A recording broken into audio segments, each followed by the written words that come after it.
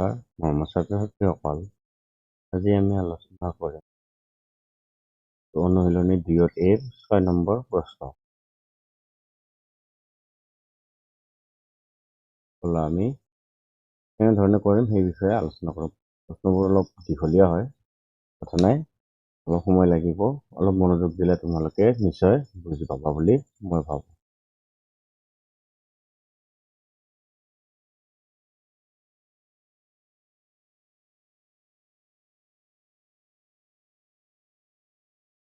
কি কোৱা আছে ইয়াতে সমাধান কৰা। আমি সমাধান কৰোঁ। ইয়াতে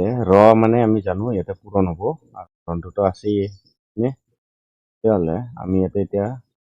12 সমস্ত 5 ভাগত 1, তলতো 5 হৈ থাকিব, ওপৰত কি হ'ব 12 5 গুণ 60 যোগ 1 কি হ'ব 61 পূৰণ, তলত 2 থাকিব 2 গুণ 4 1 5 হৰণ কি আছে 4 4 3 12 1 13। তেনেহ'লে প্ৰথমতে আমি কি দেখা পাইছোঁ 5 যায়, তেনেহ'লে আৰুতো কাটা নাযায়, 2 এৰে 61 নাযায় হয়নে, তেনেহ'লে 61 হৰণ 2 হৰণ চিনটোক যদি আমি পূৰণত চেঞ্জ কৰোঁ তেতিয়াহ'লে 4টো ওপৰত গুচি যাব আৰু 13টো তলত নামি আহিব। তাৰপিছত 2 এৰে 4 কাটিলে কিমান বাৰ 2 বাৰ, তেনেহ'লে 13ৰেতো আৰু বাকীখিনি নাযায়, যদি নাযায় তেতিয়াহ'লে আমি ইয়াতে কি কৰিম এতিয়া 61 2 গুণে কিমান 2 1 গুণে 2 আৰু 6 2 গুণে 12 122 তলত হ'ব 13, এইটো হ'ব ইয়াৰে 10। তাৰপিছত আমি আহোঁ নেক্সট আমি ইয়াতে আলোচনা কৰিম, ৰাইট চাইডে মই ল'লোঁ, মই ব্ৰেকেট দি দিলোঁ, ইয়াতে ওচৰতে মই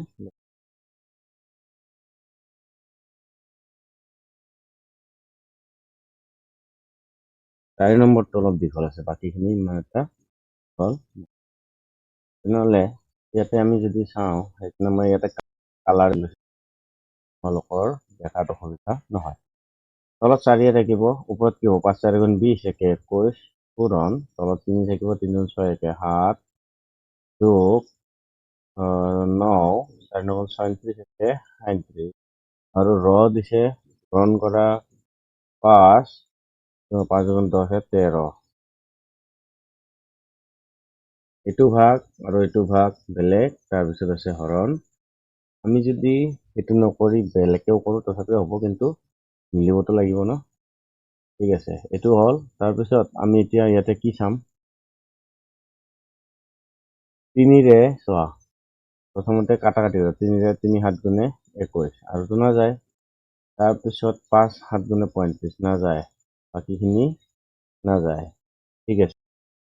যদি নাযায় কি হ'ব 7 8 গুণে 49 হ'ব নে, ওপৰত 7 7 গুণে 49 আৰু তলত থাকিব 4, হৰণ আছে, হৰণটো হৰণে ৰাখা, ইফালে এইখিনি বস্তু এনেকৈ থাকিল।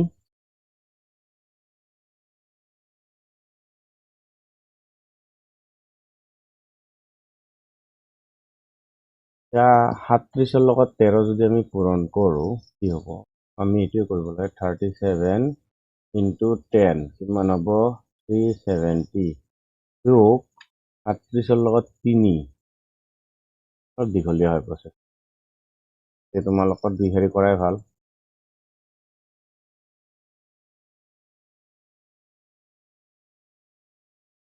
37ৰ লগত যদি আমি 13 পূৰণ কৰোঁ কি পাম 3 7 গুণে 21 ঘাত থাকিল 2 3 গুণ 9 10 11 1 7 গুণে 7 1 3 গুণে 3, আমি কি পাম 1 8 4 481, 400 কি পাম 481 পাম। তেনেহ'লে আমি ইয়াতে লিখিম ওপৰত 481, তলত কি লিখিম 5 9 গুণে 45, আমি যদি হৰণটোক পূৰণ কৰোঁ 49 তলত হ'ব 4, পূৰণ কৰিলে 45 তলত হ'ব 41, এতিয়া আমাৰ কিহেৰে কাটা যায় 7ৰে বাৰু 49ক যায়, 7ৰে 481 যাবনে নাই চোৱাচোন, 7 6 গুণে 42, যদি আমি 7ৰে কাটো 481, 7 6 গুণে 42 নামিব কিমান 6 61 নাযায়, নে যদি নাযায় তেতিয়াহ'লে এইটোৱে থাকক উত্তৰ।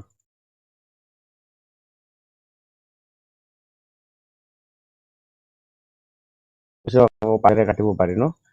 পাঁচেৰে যদি আমি এটা হৰণ কৰি চাওঁ আমি কি পাম?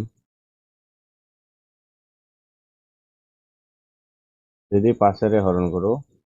5 6 গুণে 30, 5 7 গুণ 35, 5 8 গুণ 40, 5 9 গুণে 45, নামিব কিমান 3 31, নাযায় তেতিয়াহ'লে সেইখিনিয়ে থাকিব। অলপ অংকটো দীঘলীয়া আছে, তেনেহ'লে ইয়াতে কিমান হ'ব 49ৰ লগত 50 কৰা, তেনেহ'লে 49 হয়নে? ইয়াতে 50ৰ লগত 45 কৰা মাইনাছ 49 কৰা। তোমালোকে এনেকে কৰিবা 49ৰ লগত 45 কৰি দিয়া, পূৰণ কৰা, যি পাবা এনচাৰ। মই ইয়াতে কৰি চাওঁ। 5 5 গুণ 5 শূন্য গুণ 0 নহয়, 5 5 গুণ 25ৰ 5 হাতত থাকিল 2, 5 4 গুণ 20 দিয়ে 22 মাইনাছ 49, তেনেহ'লে কি হ'ব 10 9 গ'লে 1, 10 9 গ'লে 1, 4 4 গ'লে 0, 2 2, কি হ'ব 2201, ওপৰত পাম 2201, তলত কিমান পাম 4 1 গুণে 4, 8 4 গুণ 32, 2 হাত থাকিল 3, 4 4 16 17 18 19, এইটো হ'ব ইয়াৰে উত্তৰ। ইয়াৰে যদি কিবা কাটা কাটি যায় তো গ'লেই, সেইটো কিন্তু মই কাটিব পৰা নাই, ঠিক আছে। এইখিনি হ'ব ইয়াৰে উত্তৰ। তাৰপিছত আমি আহোঁ নেক্সট 3 নম্বৰ।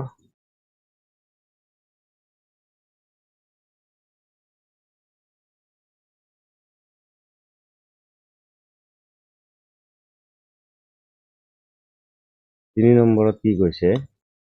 2 নম্বৰটো অলপ এনেকুৱা ধৰণেই আছিলে, সেইকাৰণে এনে ধৰণৰ হৈছে।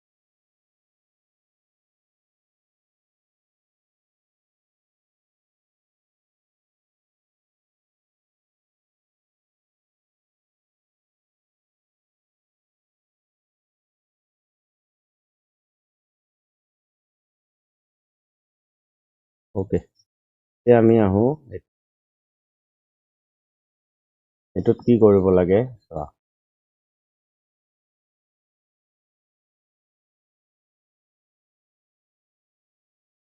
তলত 2 থাকিব, 3 2 6 1 7, আমি এইটো জানো। তাৰপিছত হৰণ আছে, হৰণ তলত 3 3 6 1 7, পূৰণ 5 21, ৰ আছে পূৰণ 2, ইয়াতে হ'ব 7। প্ৰথমতে এই দুটা কৰিব লাগিল, হৰণটোক সলাই দিয়া আৰু বাকীখিনি ঠিকে ৰাখা, তেতিয়াহ'লে কি হ'ব 7 এইটো 2, হৰণটোক পূৰণ কৰা, ইয়াতে 3 7, এইটো উল্টা হৈ যাব, পূৰণ 21 5, পূৰণ ইয়াতে 7 এইটো 2, তাৰপিছত এইটো 3 লগত ক'ত গৈছে, যোৱা নাই, এইটোৰ লগত এইটো যোৱা নাই।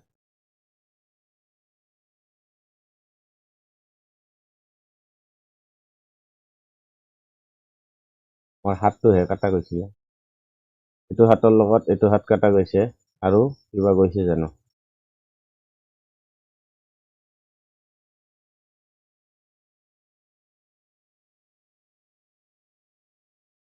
যদি যোৱা নাই তেতিয়াহ'লে বাকীখিনি আৰু কি হ'ব, পূৰণ হ'ব। ওকে, 5 2 গুণে 10, 10 2 গুণে 20, তলত কি পালোঁ আমি 20, আমি ওপৰত কি পাব লাগে,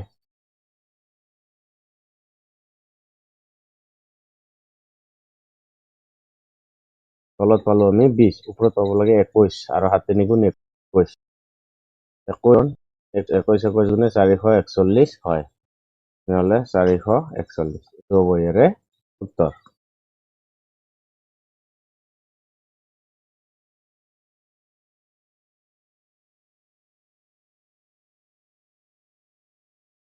এতিয়া আমি 4 নম্বৰটো ইয়াতে কৰিম কাষত। 4 নম্বৰটো অলপ দীঘলীয়া, অলপমান, তোমালোকৰ কাৰণে বহুত দীঘল, মোৰ কাৰণে অলপমান দীঘল, নাই হৈ যাব।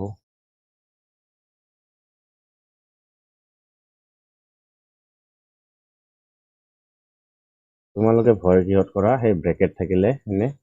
মই বিশেষকৈ দেখা পাওঁ, যেতিয়া ক্লাছটো লোৱা যায়, ছোৱালীবিলাকৰ মনত এই ব্ৰেকেট থাকিলেই কিনো আহিল, কেনেকৈ আহিল, আছে যোগ হৰণ আৰু বিয়োগ তিনিটা দিছে চিন দিয়া আছে আৰু তাৰ উপৰি দিয়া আছে তোমাৰ বন্ধনী ওকে বন্ধনীটো বন্ধনী থাকিব 6 6 5 গুণ 30 একে 31 যোগ 3 7 গুণ 12 একে 13 এইটো হল হৰণ কি হব 2 8 গুণ 14 একে 15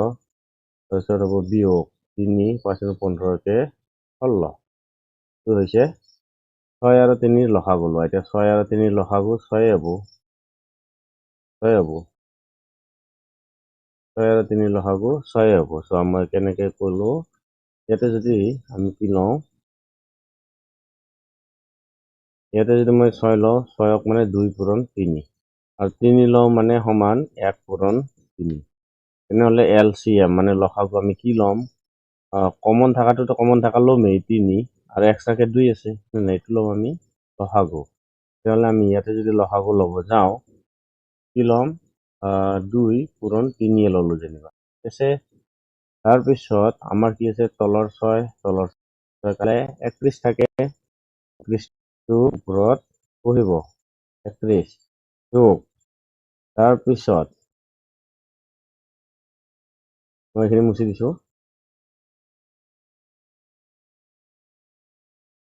তাৰপিছত ইয়াতে কি আছে চোৱা